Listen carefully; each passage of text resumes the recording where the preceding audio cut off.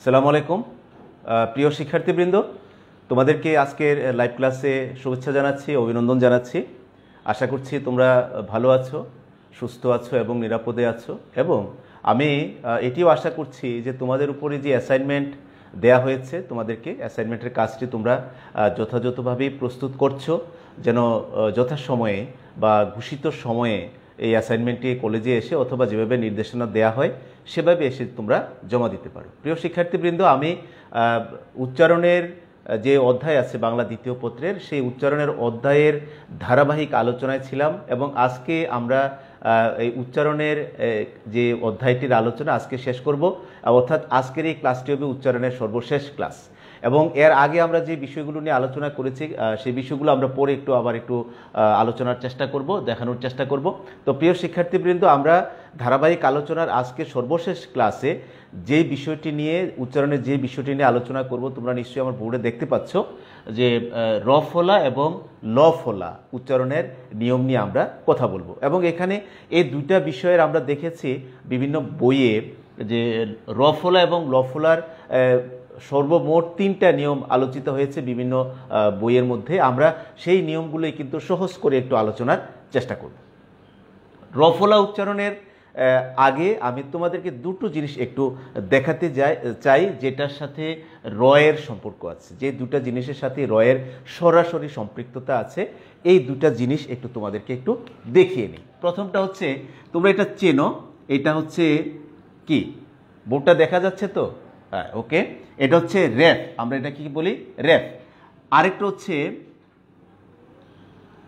এটাকে কি বলি আমরা? এটাকে বলি আমরা র ফলা। তোমরা খেয়াল করো, এই দুটা চিহ্নের মধ্যে প্রকৃতিগত কিন্তু একটু ভিন্নতা আছে। এগুলা যে প্রকাশভঙ্গি বা এটার অবস্থান, এই অবস্থানের মধ্যে কিন্তু অনেকটা পার্থক্য আছে।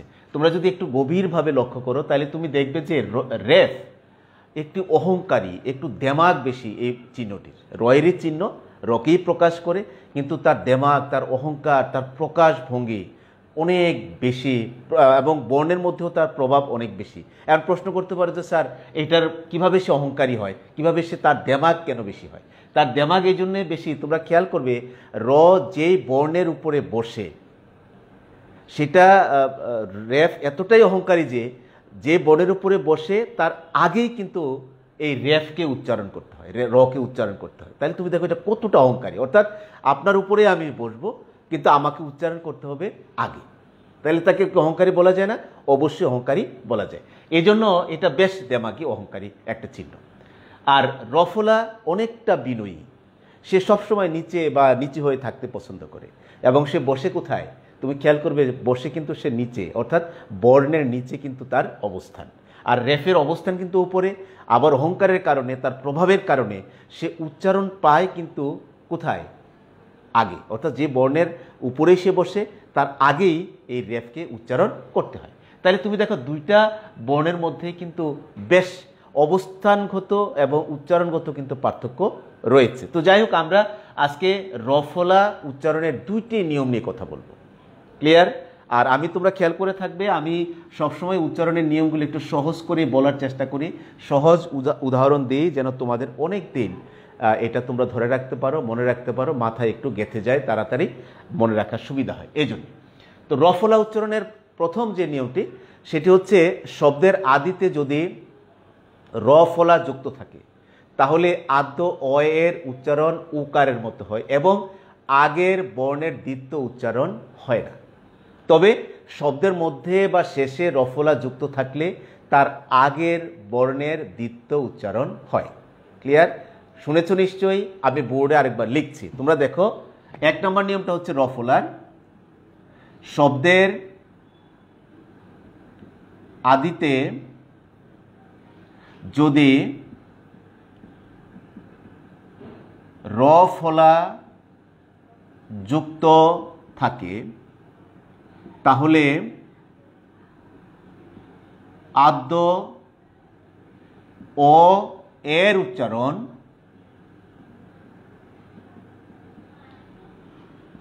উকারের মতো হয়। এই কথাগুলো তোমরা আগেও শুনে আসছো।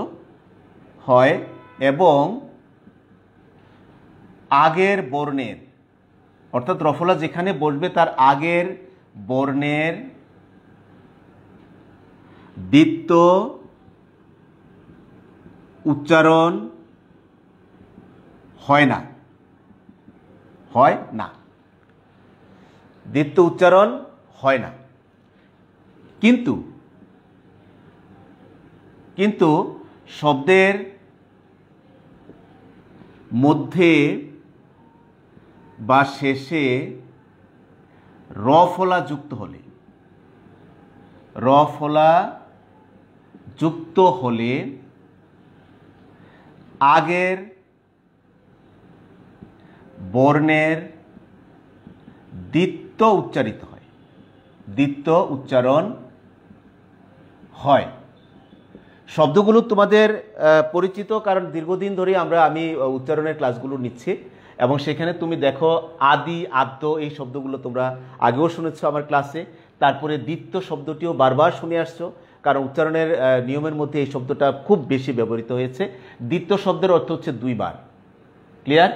আদি মানে আগে, অর্থাৎ তুমি দেখো এই নিয়মটার, এই যে 1 নম্বর নিয়ম, সেই নিয়মটার এই নিয়মটার দুটো অংশ আছে। একটা অংশ হচ্ছে এই পর্যন্ত তুমি দেখো, আর শেষে এইখান থেকে এই পর্যন্ত হচ্ছে আরেকটা অংশ। অর্থাৎ কিন্তু শেষের এই জায়গাটা আমি আন্ডারলাইন করে দিচ্ছি লাল কালি দিয়ে, তাহলে তোমাদের বুঝতে সুবিধা হবে। এই জায়গাটা একটা অংশ, আর আগের অংশটা অর্থাৎ হয় না পর্যন্ত এই জায়গাটা হচ্ছে আরেকটা অংশ। তাইলে তুমি দেখো প্রথম অংশে কি দাঁড়ায়, শব্দের আদিতে যদি রফলা যুক্ত থাকে তাহলে আদ্য অ এর উচ্চারণ উকারের মতো হয়। এটা আমরা অনেক আগে থেকে শুনে আসছি। আদ্য অটা বেশিরভাগ ক্ষেত্রেই কিন্তু উকারের মতো উচ্চারিত হয় এবং আগের বর্ণের দ্বিত্ব উচ্চারণ হয় না। ক্লিয়ার? ওকে, তুমি দেখো আমি একটা উদাহরণ দিই, ছোট্ট উদাহরণ। আমি নিচে লিখলে কি দেখা যাবে বোর্ডটা? নিচে কি বোর্ডটা দেখা যায়? ওকে, দ্রব্য। তুমি দেখো শব্দের আদিতে যদি রফলা যুক্ত, শব্দের আগেই কিন্তু মানে আগের বর্ণের সাথেই রফলাটা যুক্ত হয়েছে। খেয়াল করো, যদি এরকম আগে রফলা যুক্ত হয় তাহলে কি হবে? আদ্য অয়ের উচ্চারণটা উকারের মতো হবে। অর্থাৎ এই দয়ের সাথে যে অটা আছে, তোমরা তো জানো যে ব্যঞ্জন বর্ণগুলো যখন আমরা উচ্চারণ করি প্রায় প্রত্যেকটা ব্যঞ্জন বর্ণের সাথেই কিন্তু গোপনভাবে বলা যায় অ যুক্ত থাকে, মানে অ স্বরবর্ণটা যুক্ত থাকে প্রত্যেকটা ব্যঞ্জন বর্ণের সাথে। যেমন ক যখন উচ্চারণ ক, মানে এই গোপনভাবে, অর্থাৎ এটা দেখা যায় না, প্রকাশ্যে থাকে না, কিন্তু উচ্চারণের সাথে কিন্তু প্রত্যেকটা ব্যঞ্জন বর্ণের সাথে, প্রায় প্রত্যেকটা ব্যঞ্জন বর্ণের সাথেই অটা থাকে। তাইলে খেয়াল করে এখানে দ্রব্য আমি লিখেছি, এই দ্রব্যের দয়ের সাথে একটা অ কিন্তু আছে। ক্লিয়ার? তাইলে খেয়াল করো যখন আদিতে বা শুরুতে রফলাটা যুক্ত হয়, আমাদের এখানে কিন্তু শুরুতে রফলা যুক্ত হয়েছে কার সাথে? দয়ের সাথে। ক্লিয়ার? দয়ের সাথে যুক্ত হয়েছে। এই দয়ের সাথে যখন যুক্ত হয়েছে তাহলে দয়ের সাথে যে অটা আছে আদ্য অ, সেই অয়ের উচ্চারণটা কি হবে? সেই অয়ের উচ্চারণটা উকারের মতো উচ্চারিত হবে। তাইলে আমরা কি লিখব? তাইলে খেয়াল করো, আমরা এখানের উচ্চারণটা আমি লাল কালি দিয়ে লিখি, তাহলে হয়তো তোমাদের দেখতে সুবিধা হবে। এই যে ওকারের উচ্চারণ হলো, রফলা তো জায়গাতেই থাকবে, এটা তো বাদ দেওয়া যাবে না, তাইলে আবার উচ্চারণ বিভ্রাট হয়ে যাবে।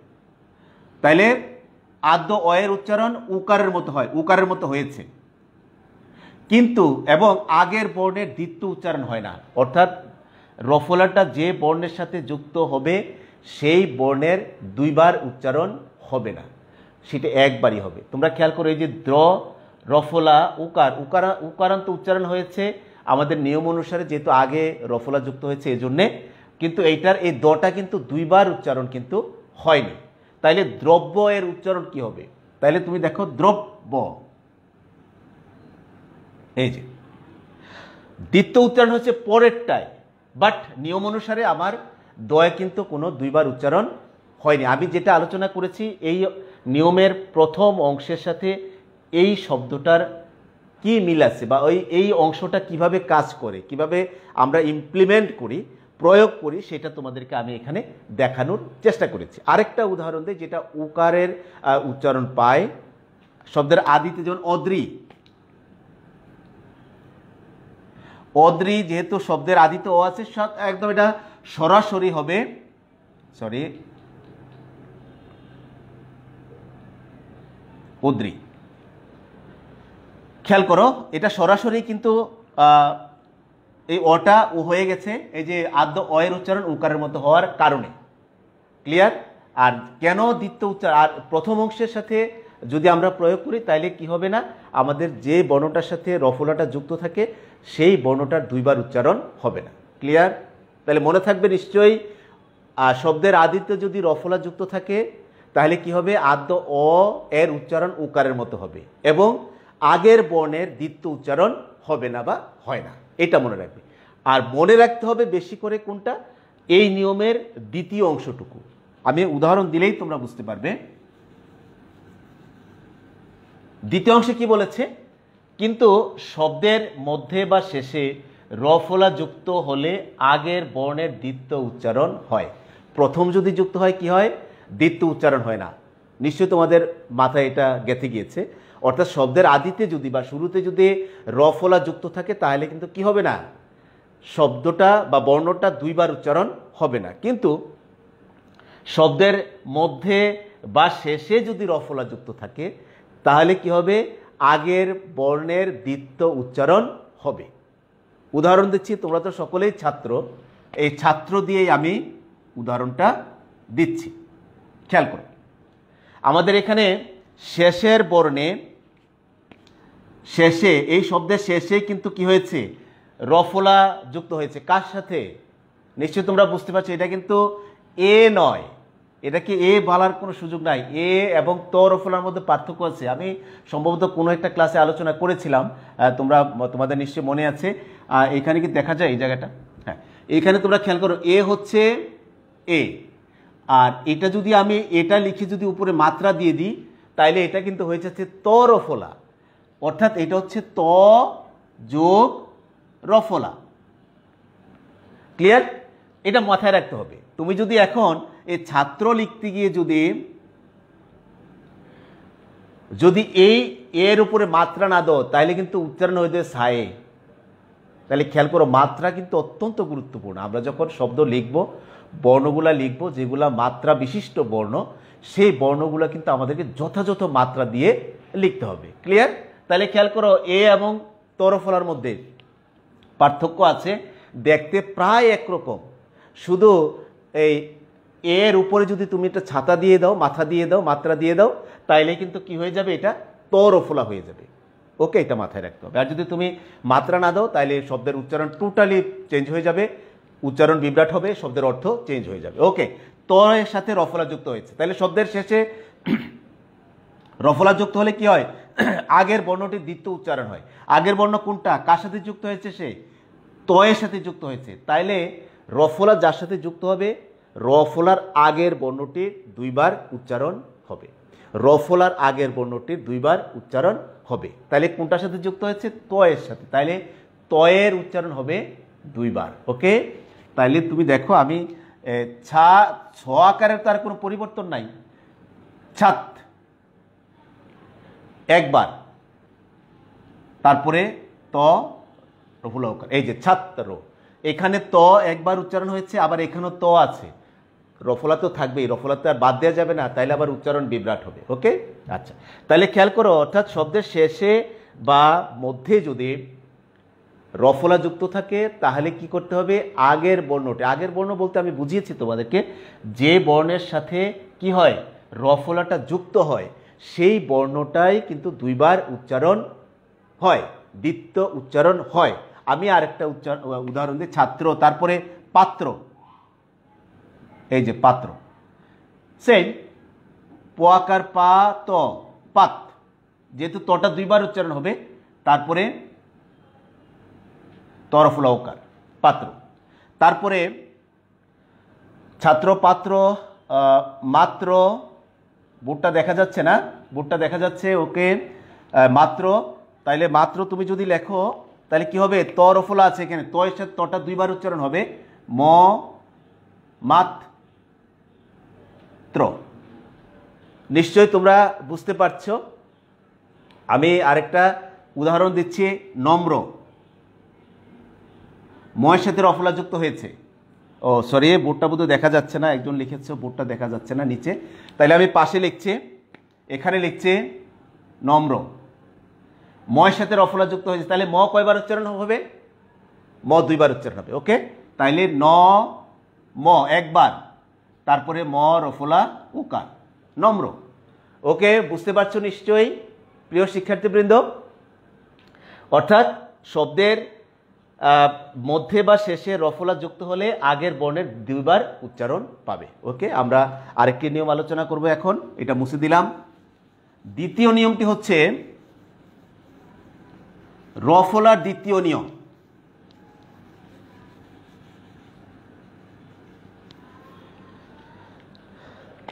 দুই, খেয়াল করো, যদি যুক্ত ব্যঞ্জন বর্ণে রফলা যুক্ত থাকে তাহলে রফলার উচ্চারণ হবে। যুক্ত ব্যঞ্জনের সাথে যদি রফলাটা যুক্ত হয় কি হবে? রফলার উচ্চারণ হবে, কিন্তু ওই বর্ণটির দ্বিতীয় উচ্চারণ হবে না। যুক্ত ব্যঞ্জনে যদি রফলা যুক্ত থাকে, খেয়াল করো, যদি যুক্ত ব্যঞ্জন বর্ণে রফলা যুক্ত থাকে, রফলা যুক্ত থাকে, তাহলে রফলার উচ্চারণ হবে এবং আগের বর্ণটির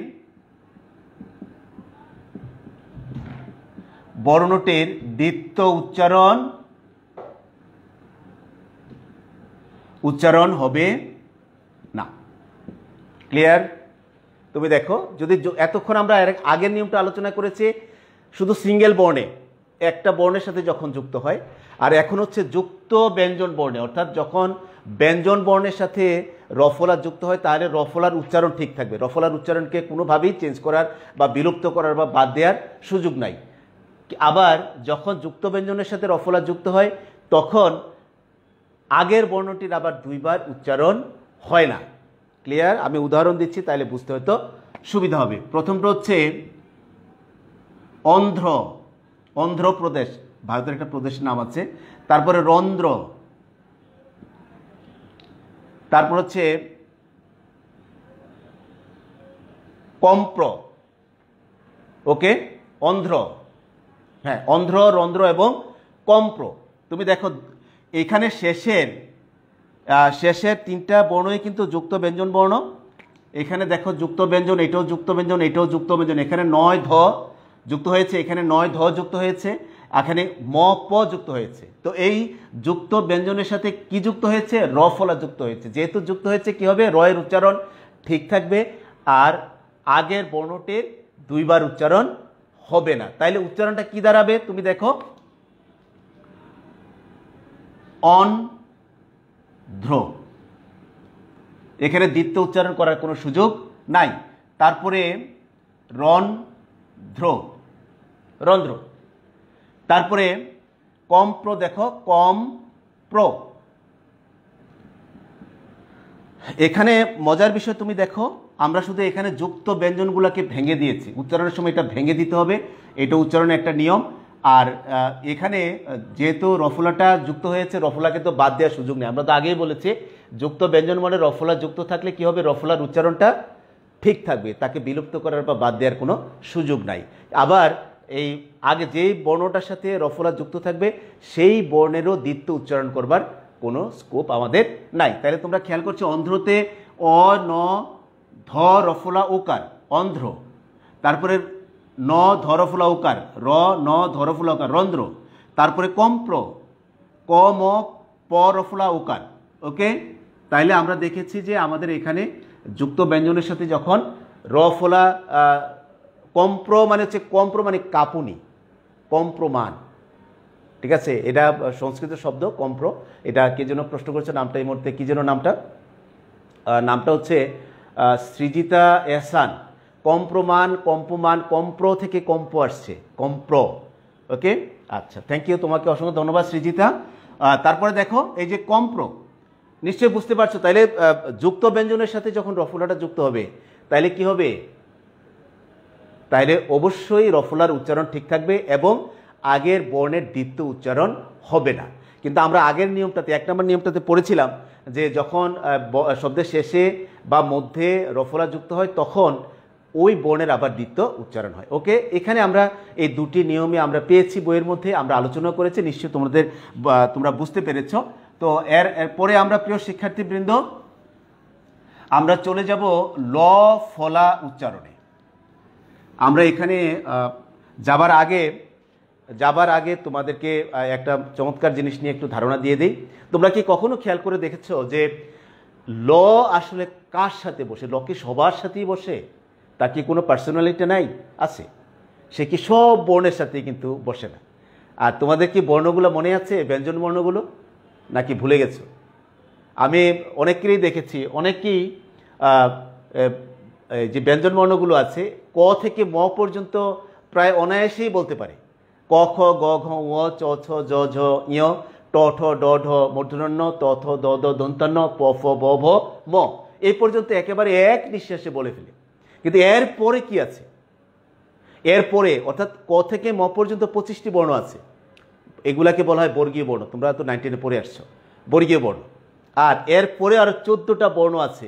এই বর্ণগুলা কিন্তু আমি অনেককেই দেখেছি তারা ভুলে বসে আছে, অর্থাৎ তারা বলতে পারছে না। বাট বর্ণটা চিনে, আমরা যেহেতু ছোটবেলায় পড়েছি আমরা কিন্তু বর্ণটা চিনি, কিন্তু কোন বর্ণটা অর্থাৎ বর্ণের ক্রমটা কি সেটা কিন্তু আমরা ভুলে গেছি। তোমার কি মনে আছে সৃজিতা? মনে নাই? ওকে, দেখো আমি বলে দিচ্ছি। অন্তস্থ জ, অন্তস্থ র, যেটাকে বর্ষণ র অনেকে বলে, ল, অন্তস্থ জ, র, ল, তারপর 3টা স, তালবস্য, মূর্ধন্য স, দন্তাস্য, তারপরে হ, তারপরে ঢশূন্য র, তারপরে ঢশূন্য র, তারপরে অন্ত্যস্তীয়, তারপরে খণ্ডত্ব, অনুস্বার, বিসর্গ, চন্দ্রবিন্দু, এই 14টা। ক্লিয়ার?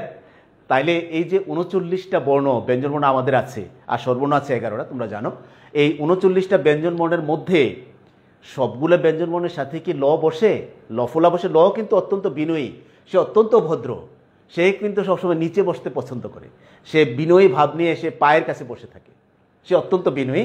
তো সে তো সব বর্ণের সাথে বসবে না, সব বর্ণের নিচে বসে না। তোমরা কি কখনো খেয়াল করে দেখেছো যে কোন কোন বর্ণের সাথে বসে? তোমরা খেয়াল করো। আমরা যদি দেখি ক, খ, গ, ঘ, ঙ, ক বর্গের ক এর সাথে ল বসে, যেমন ক্লেশ। ওকে, ক্লাস, এটা যদি ইংরেজি বর্ণের একটা প্রতিশব্দ, ক্লাস ক এর সাথে বসছে। কিন্তু আমরা তো খ এর সাথে বসতে দেখিনি। এরকম শব্দ কি পেয়েছো তোমরা? খ এর সাথে ল বসেছে? আমার মনে হয় পাওনি। আবার গ এর সাথে কিন্তু আমরা পেয়েছি, যেমন গ্লাস, গ্লানি পেয়েছি। ঘ এর সাথে পেয়েছ? আমি পাইনি, তোমরা পেয়েছো কিনা জানি না, পাইলে আমাকে জানাবে। ও এর সাথে তো বসার প্রশ্নই আসে না, ও এর সাথে ল কখনোই বসে না। ওকে, চ এর সাথে বসছে, ছ, জ, ঝ, ইয় বসেনি। ট, ঠ, ড, ঢ, মূর্ধন্য বসেছে? বসেনি। ত, থ, দ, ধ, দন্তন্য বসেছে? বসেনি। তাহলে খেয়াল করো, চ বর্গ, ট বর্গ এবং ত বর্গ, এই 3টা বর্গের সাথে ল ফলাটা বসে না। সে এতটাই তার পার্সোনালিটি, সে সকল বর্ণের সাথে সে বসে না। ক বর্গেরও 5টা বর্ণ আছে, সে বর্ণেরও 5টার সাথে কিন্তু সে বসে না। কি করে?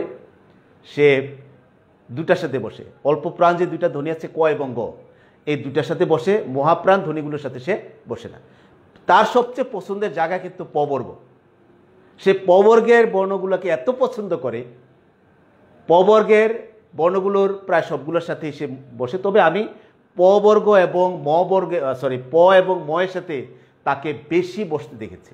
তার পছন্দের 2টা বর্ণ হচ্ছে এটি, আর অন্যান্য বর্ণগুলোর সাথে তার কম বসা হয়।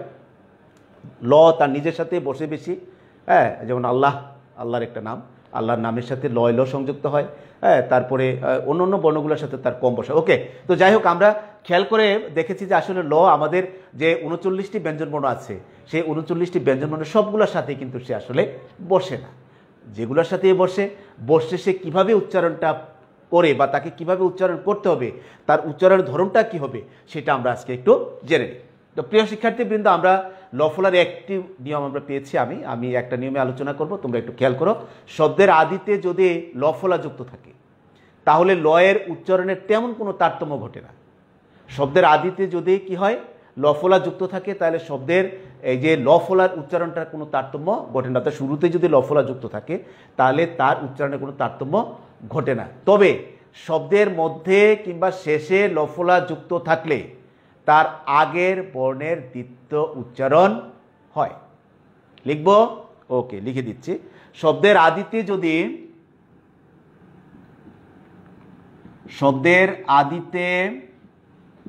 যদি ল ফলা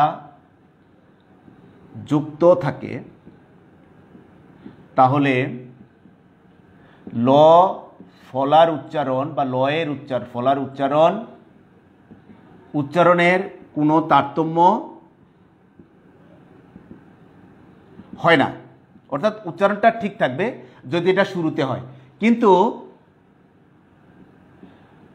শব্দের মধ্যে বা শেষে ল ফলা যুক্ত হলে কি হবে, আগের বর্ণের দ্বিত্ব উচ্চারণ হয়। ক্লিয়ার? অর্থাৎ যে বর্ণের সাথে ল ফলা যুক্ত থাকবে সেই বর্ণটার কি হবে, দ্বিত্ব বা দুইবার উচ্চারণ হবে। ক্লিয়ার? কিন্তু আগে যদি বসে তাহলে সেটার কিন্তু কোনো ধরনের পরিবর্তন হয় না। যেমন আগে বসলে কি ধরনের পরিবর্তন হয় না উচ্চারণে, তুমি দেখো, আমি একটা শব্দ লিখি, শ্লোক। এই শ্লোক আমরা কোথায় দেখেছি? শব্দের আগে কিন্তু ল ফলা যুক্ত হয়েছে, তাইলে সেটার উচ্চারণ কি হবে? তুমি দেখো, উচ্চারণে খুব বেশি পার্থক্য হয় না। যেহেতু তালবস্য আছে, নিয়ম অনুসারে দন্ত আশ্র আসবে শুরুতেই আগের বর্ণের, তারপরে হবে শ্লোক। উচ্চারণে কিন্তু কোনো ধরনের পরিবর্তন হয়নি। ক্লিয়ার? আর শব্দের মধ্যে বা শেষে যদি বসে তাহলে উচ্চারণটা কি হবে, যে বর্ণের সাথে বসবে তার দুইবার উচ্চারণ হবে। তাইলে আমি দুটো উদাহরণ দেই, তোমাদের বুঝতে সুবিধা হবে। প্রথমটা হচ্ছে বিপ্লব, আরেকটা হচ্ছে অক্লান্ত। দেখো, বিপ্লব শব্দের মধ্যে শব্দের মাঝখানে পয়ের সাথে ল যুক্ত হয়েছে, আর এখানে অক্লান্তের মধ্যেও শব্দের মাঝখানে পয়ের সাথে ল যুক্ত হয়েছে। তাহলে বিপ্লব আর অক্লান্ত, তাহলে যদি শব্দের মাঝে বা শেষে যুক্ত হয় তাহলে কি হয়, শব্দের দ্বিত্ব উচ্চারণ হয়। তাহলে আমরা উচ্চারণটা কি হবে, বিপ লব। ওকে, দুইবার, এই পয়ের দুইবার উচ্চারণ হয়েছে, দ্বিত্ব উচ্চারণ। দ্বিত্ব মানে দুইবার, আমি বারবার কিন্তু বলছি, তোমাদের এই শব্দটার অর্থটা একটু ভালোভাবে জানতে হবে। ক্লিয়ার? অক্লান্ত, অক, যেহেতু কয়ের দুইবার উচ্চারণ, যেহেতু কয়ের সাথে লটা বসছে, তাইলে কয়ের কি হবে, দুইটা উচ্চারণ হবে, কয়ের দুইবার উচ্চারণ হবে। তাইলে অক ক্লা, ক্লান্ত, অক্লান্ত। ওকে, তুমি দেখো, অর্থাৎ যে বর্ণের সাথে ল ফলাটা যুক্ত হয়েছে সেই বর্ণটা দুইবার উচ্চারণ হয়েছে, দ্বিত্ব উচ্চারণ হয়েছে। এই যে প, আবার কয়ের সাথে ল যুক্ত আছে, এই জন্য কয়ের দুইবার উচ্চারণ হয়েছে। এখানে কিছু ব্যতিক্রম আছে, আমাদের ব্যতিক্রমগুলো মনে রাখার দরকার নাই, আমরা শুধু নিয়মটা জানবো আর উদাহরণগুলো একটু ঠিকভাবে লিখব। তো প্রিয় শিক্ষার্থীবৃন্দ, আমরা আজকে উচ্চারণের সর্বশেষ ক্লাসে আলোচনা করলাম র ফলার দুটো নিয়ম আর ল ফলার একটি নিয়ম, এই তিনটি নিয়ম আলোচিত হলো। ক্লিয়ার? আর আজকের ক্লাসের মধ্যেই কিন্তু মাধ্যমেই আমরা আমাদের উচ্চারণের যে অধ্যায়ের আলোচনা সেটা আমরা শেষ করছি। তার আগে আমি তোমাদেরকে একটু বলে রাখি, উচ্চারণের এই যে অধ্যায়টি, এটি কিন্তু আমাদের বাংলা দ্বিতীয় পত্রের একেবারে প্রথম অধ্যায়। এই অধ্যায়ের তোমরা যদি আগের বছরের প্রশ্নগুলো দেখো, আমি প্রথম দিকে বলেছিলাম যে বিভিন্ন বইয়ের পেছনে, বিভিন্ন স্পেশালি ব্যাকরণ বইয়ের পেছনে বোর্ডের প্রশ্ন দেওয়া থাকে। তো বাংলা দ্বিতীয় পত্রের প্রশ্ন যদি তুমি দেখতে বা দেখেছো যদি কেউ, তাহলে দেখবে যে উচ্চারণের দুটা প্রশ্ন, একটা আরেকটার অল্টারনেটিভ, বিকল্প প্রশ্ন। প্রথম প্রশ্নটা হচ্ছে একটা বর্ণনামূলক প্রশ্ন, আর তার অল্টারনেটিভ অথবা দিয়ে শব্দের উচ্চারণ, অর্থাৎ 8টি শব্দ দেয়া থাকে, সেখান থেকে 5টি শব্দের উচ্চারণ লিখতে হয়। আর আমরা উচ্চারণের যে বর্ণনামূলক প্রশ্ন, সেই বর্ণনামূলক প্রশ্নে তোমরা খেয়াল করবে আমি এই পর্যন্ত আলোচনা করেছি অ এর উচ্চারণ। আর অ এর উচ্চারণের ধাপ হচ্ছে 3টি, তোমরা জানো, আদ্য অ, মধ্য অ এবং অন্ত অ। এই 3টা ধাপে আমি আলোচনা করেছি। আদ্য অ এর প্রায় 13টি নিয়ম আমি আলোচনা করেছি। তোমরা আমাদের কলেজের ফেসবুক গ্রুপে এই ক্লাসগুলো আছে, তোমরা সময় সুযোগ মতো আবার হয়তো বারবার দেখতে পারবে। এটা একটা সুবিধা আছে আমাদের জন্য। তো মধ্য অ এর 6-7টা নিয়ম আলোচনা করেছি, অন্ত অ এরও 6-7টা নিয়ম আমি আলোচনা করেছি। এ বা একারের উচ্চারণ নিয়ে আলোচনা করেছি। খেয়াল করো, ফলা আছে 6টি আমাদের বর্ণে, 6টির মধ্যে 5টি ফলা নিয়ে আমরা আলোচনা করেছি, 1টি ফলা বাদ রেখেছি। এটা তোমাদের হোমওয়ার্ক, যে ফলা আরেকটা কি এটা আমি বলবো না, এটা গোপন রাখলাম, তোমরা জেনে নিবে, বই পড়ে এটা বের করবে যে আরেকটা ফলা কোনটা বাকি রাখলো স্যার, এটা আলোচনা কেন করলেন না তিনি। ওকে, এটা খুব গুরুত্বপূর্ণ নয় বলে আমি স্কিপ করেছি। আর গুরুত্বপূর্ণ যে 5টা ফলা, বফলা, মফলা, জফলা, আজকে আলোচনা করলাম রফলা এবং লফলা। এই 5টি ফলার আমি দীর্ঘ আলোচনা করেছি। তাহলে খেয়াল করো কতগুলো প্রশ্ন আলোচনা হলো। আদ্য অ, মধ্য অ, অন্ত অ, এ বা একার, ক্লিয়ার, বফলার উচ্চারণ, মফলার উচ্চারণ, জফলার উচ্চারণ। আজকে আলোচনা করলাম রফলা এবং লফলা। যে পরীক্ষাতে হয়তো লফলা আলাদা আসবে না, এরকম দিতে পারে যে রফলা বা জফলা উচ্চারণের নিয়মগুলো লিখো, সেই ক্ষেত্রে তোমরা যেগুলো পড়েছো সেগুলো লিখে দিবে। আবার একটা গুরুত্বপূর্ণ প্রশ্ন, প্রায়ই এটা পরীক্ষার প্রশ্ন দেয়া হয়, সেটা হচ্ছে যে যুক্ত ব্যঞ্জনের উচ্চারণের নিয়মগুলো লেখো। এটা তো সহজ, আমি তোমাদের এখানে যে ফলা উচ্চারণ করেছি এগুলোই তো যুক্ত ব্যঞ্জন, ফলাগুলো যার সাথে যুক্ত হয় সেগুলোই তো যুক্ত ব্যঞ্জন। তো সুতরাং এখান থেকে তুমি যে কোনো 5টা লিখবা, বফলা, মফলা, জফলা, রফলা এবং লফলা। এই 5টা ফলার থেকে যে কোনো 5টা নিয়ম তুমি পছন্দ মতো লিখে দিবা, তোমার উত্তর হয়ে যাবে। আর যে অ্যাঙ্গেল থেকে প্রশ্ন আসুক, আমার মনে হয় উচ্চারণের নিয়ম থেকে এর চেয়ে বেশি কোনো অ্যাঙ্গেল থেকে আর প্রশ্ন দেওয়ার সুযোগ নেই। সবগুলো প্রশ্ন আমি আলোচনা করেছি তোমাদের সামনে সহজ করে, এবং আমি আশা করছি তোমরা মনোযোগ দিয়ে শুনেছ, এবং যখনই প্রয়োজন হবে তোমরা আমাদের কলেজের ফেসবুক পেজে এই ক্লাসগুলো দেওয়া আছে, তোমরা একটু দেখে নিবে। তো তোমরা আজকে যারা আমার সাথে এতক্ষণ ছিলে, তোমাদেরকে অসংখ্য ধন্যবাদ। তোমরা ভালো থাকবে, সুস্থ থাকবে, নিরাপদে থাকবে এবং সরকার ঘোষিত স্বাস্থ্যবিধি মেনে চলবে। এবং তোমাদের যে অ্যাসাইনমেন্টগুলো দেওয়া হয়েছে, এর মধ্যে ঘোষণা করা হয়েছে, অ্যাসাইনমেন্টগুলো তৈরি করে রাখবে। ঘোষণা হলেই বা জমা দেওয়ার ডেট যদি সরকার ঘোষণা করে, যেন নির্ধারিত ডেটে কলেজে এসে অথবা যে কোনো পন্থায় তোমরা অ্যাসাইনমেন্টগুলো জমা দিতে পারো, সেই প্রত্যাশা রেখে তোমাদের সকলের সুন্দর সুস্থ জীবন কামনা করে আজকের ক্লাসটি আমি এখানেই শেষ করছি। ধন্যবাদ সকলকে।